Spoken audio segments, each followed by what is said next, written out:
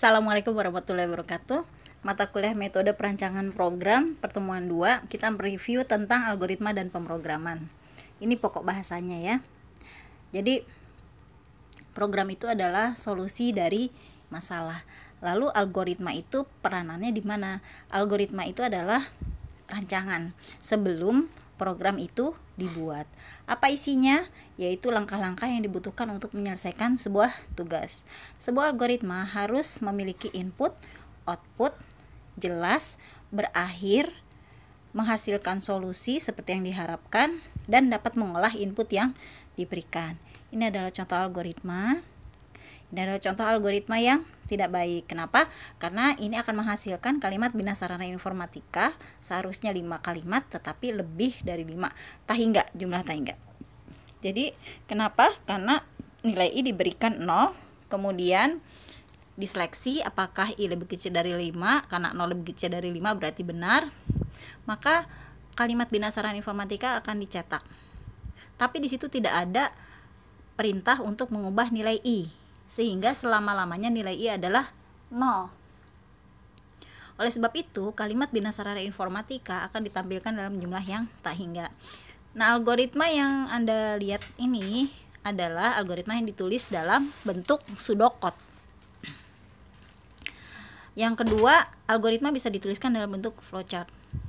Oke, apa itu pseudocode? Sebenarnya pseudocode itu singkatnya adalah kalimat sehari-hari bahasa setempat. Jadi kita bisa menggunakan kalimat biasa untuk membuat pseudocode. Karena kita orang Indonesia, maka kita membuat kalimat dalam pseudocode menggunakan bahasa Indonesia. Di dalam pseudocode itu ada 3 bagian. Kalau kita mau membuat algoritma, ada judul, deklarasi, dan deskripsi. Judul ini sifatnya sebenarnya tidak wajib ya, karena tidak mempengaruhi jalannya program atau algoritma. Hanya saja judul di sini perlu karena dia sebagai identitas dari program. Yang kedua adalah deklarasi. Deklarasi ini sifatnya relatif. Apabila di dalam bagian deskripsi ada nama yang didefinisikan oleh programmer, maka deklarasi hukumnya jadi wajib. Tapi kalau tidak ada nama yang dibuat oleh programmer, maka deklarasi hukumnya tidak wajib.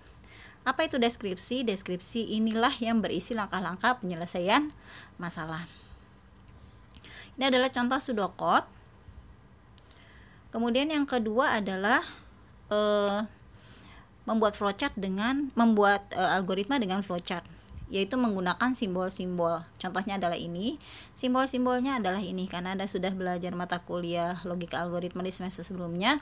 Jadi Anda nanti bisa review sendiri ya. Kemudian program kalau sudah jadi itu kan digunakan untuk mengolah data. Seperti yang sudah disampaikan di mata kuliah struktur data, bahwa data itu terbagi 2 tipe. Yang pertama adalah tipe data sederhana dan tipe data tidak sederhana atau struktur data. Tipe data sederhana yaitu int, float, char, string, bool. Nah, kalau yang tidak sederhana yaitu array, record, stack, queue, linked list, kemudian tree dan graph. Baik. Berikutnya ada variabel dan konstanta. Masih ingat tadi di bagian atas saya menyebutkan ya bahwa dalam pseudocode ada 3 bagian, yaitu judul, deklarasi, dan deskripsi. Nah, tadi deklarasi itu sifatnya relatif, wajib dibuat apabila di bagian deskripsi ada nama. Nah, yang jadi pertanyaan, nama apa? Di dalam program itu ada macam-macam nama. Di antaranya adalah nama variabel dan nama konstanta. Apa itu variabel? Variabel itu sebenarnya adalah tempat menyimpan nilai. Konstanta juga adalah tempat menyimpan nilai. Di mana? Di dalam memori. Bedanya adalah isi variabel bisa berubah sesuai dengan kondisi terkini selama eksekusi dijalankan. Tapi kalau konstanta, isinya tidak berubah selama program dijalankan. Perlu diperhatikan bahwa yang membuat variabel itu berubah nilainya itu karena instruksi yang diberikan. Begitu pula dengan konstanta. Konstanta itu tetap atau tidak berubah karena kita menginginkan dia untuk nilainya tetap selama program itu dijalankan. Nah, jadi ada nama variabel dan nama konstanta ya. Kita lihat berikutnya elemen-elemen dalam program. Elemen dalam program apa saja? Yang pertama adalah aturan leksikal, yang kedua tipe data, yang ketiga ekspresi, yang keempat statement, yang kelima adalah fungsi dan prosedur. Yang pertama kita lihat apa itu aturan leksikal. Aturan leksikal adalah aturan penulisan program. Apa yang diatur? Satu, yaitu token. Apa itu token? Singkat aja, token itu adalah kata-kata yang terdapat di dalam program. Kata-kata di dalam program itu ada 5. Yang pertama identifier, keyword, operator, delimiter, konstanta. Apa itu identifier? Identifier itulah yang tadi saya sebut di atas dengan istilahnya nama. Ya, nama. Kemudian yang kedua adalah keyword. Keyword itu berlawanan dengan identifier. Jadi identifier ini sifatnya adalah dibuat oleh programmer. Jadi sifatnya bebas. Keyword itu sifatnya tidak bebas karena ditentukan oleh program. Misalkan saja kata for, while, main, in itu tidak boleh diubah karena sudah menjadi tetapan dalam program. Kemudian yang ketiga adalah operator. Nanti di bawah akan dibahas tentang macam-macam operator. Kemudian ada yang namanya delimiter. Delimiter itu tanda baca seperti koma, titik koma, kutip, kurung buka, kurung tutup, kurung kurawal buka, kurung kurawal tutup. Nah, itu adalah delimiter. Kemudian yang terakhir adalah konstanta, token konstanta. Konstanta adalah nilai-nilai yang terdapat di dalam program. Misalkan gini, X sama dengan 5, maka 5 itu adalah konstanta. Atau misalkan X sama dengan A, nah maka A itu adalah konstanta. Jadi nilai yang kita tuliskan di dalam program. Nilai di sini tidak harus berupa angka ya. Pokoknya isi dari variabel. Tadi kan di atas sudah disebutkan bahwa variabel itu ada tempat menyimpan nilai.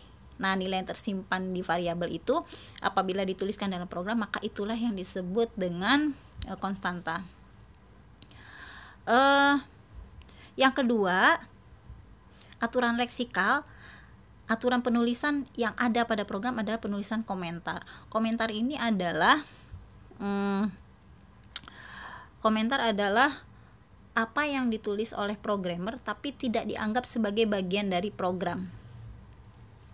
Yang ketiga adalah identifier. Ingat tadi di atas saya sudah sebutkan identifier adalah nama. Identifier kebalikan dari keyword. Kalau keyword tidak boleh diubah karena dia sudah ditetapkan oleh bahasa pemrograman istilahnya. Sedangkan identifier kita bebas memberikan nama. Tapi sama seperti nama manusia, bebas tapi ada aturannya. Aturan nama pemberian nama identifier ini Anda bisa baca sendiri ya. Kemudian keyword, tadi sudah saya jelaskan, keyword adalah kata-kata yang sudah ditetapkan oleh program. Yang kelima adalah operator. Nah, di sini adalah operator dasar dalam pemrograman. Arithmetic operator yaitu tambah, kurang, kali, bagi. Assignment operator yaitu tanda sama dengan. Logical operator yaitu not or and. Relational operator yaitu lebih besar, lebih kecil, lebih besar, sama dengan, tidak sama dengan. Nah, itu adalah operator relasional atau operator perbandingan istilahnya. Operator relasional disebut operator, istilah lainnya operator perbandingan. Operator logical operator disebut juga istilah lainnya operator boolean. Lalu ada yang namanya operator pointer. Operator pointer yaitu operator untuk menunjuk alamat memori. Kemudian yang terakhir adalah operator bitwise yaitu operator terhadap nilai bit. Seperti misalkan geser kiri, geser kanan, geser bit maksudnya ya, atau istilahnya shift left sama shift right. Baik, nah itu tentang token. Yang A tentang token. Kita lanjut ke yang kedua yaitu tipe data. Di sini saya juga tidak akan bahas terlalu banyak ya mengenai tipe data karena sudah Anda dapatkan di mata kuliah algoritma dan dibahas juga di mata kuliah struktur data. Tadi di atas sudah saya sebutkan bahwa tipe data ada 2. Yang pertama ada tipe data sederhana sama tipe data terstruktur.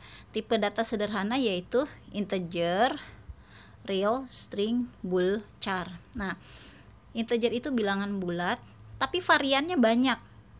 ada byte nih, kalau di Pascal ada byte, short integer, integer, word, long integer, dan ini di bahasa C di kolom ketiga. Perbedaannya adalah pada jangkauan nilai. Jadi kalau misalkan Anda tuliskan dalam bahasa C int x sama dengan 5, nah itu boleh atau bisa. Kenapa? Karena 5 masuk dalam jangkauan min 32.768 sampai 32.767. Nah kalau misalkan Anda tuliskan int x sama dengan 50.000, berarti nggak bisa karena ada di luar jangkauannya. Nah itu jadi yang dimaksud dengan jangkauan. Itu tipe data sederhana. Kemudian tipe data terstruktur tadi sudah saya sebutkan di atas ya, contohnya adalah array dan record. Yang ketiga yaitu ekspresi. Ekspresi adalah pernyataan yang menghasilkan suatu nilai. Ekspresi itu sebenarnya kalimat dalam sebuah program. Ekspresi itu susunan dari operan dan operator. Tadi di atas sudah disebutkan tentang operator ya. Misalkan operator relasional, tambah, misalkan tambah kurang kali bagi kan masuk kategori operator relasional. Misalkan ada kalimat atau ekspresi gini, A sama dengan 2 tambah B. Nah, A, 2, dan B itu adalah operan, sedangkan sama dengan dan tambahnya adalah operator. Nah, di sini ekspresi ada macam-macam, Anda bisa lihat contohnya di bawah. Yang berikutnya adalah statement. Statement ini ada dua. Yang pertama adalah simple statement sama compound statement. Istilahnya gini, kalau simple statement itu sesuai dengan namanya simple ya berarti sederhana. Ini adalah contohnya.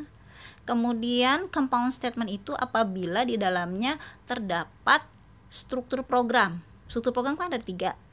Ada sequence atau berurutan, ada decision atau keputusan, dan ada looping atau perulangan. Nah, apabila ada statement itu maka dia masuk kategori compound statement.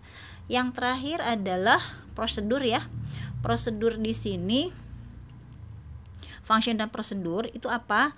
Jadi kalau kita bikin program, kita bisa bikin program itu terdiri dari blok-blok program, di mana setiap blok itu disebut dengan function atau prosedur. Nah, setiap blok program isinya adalah baris-baris perintah. Ya.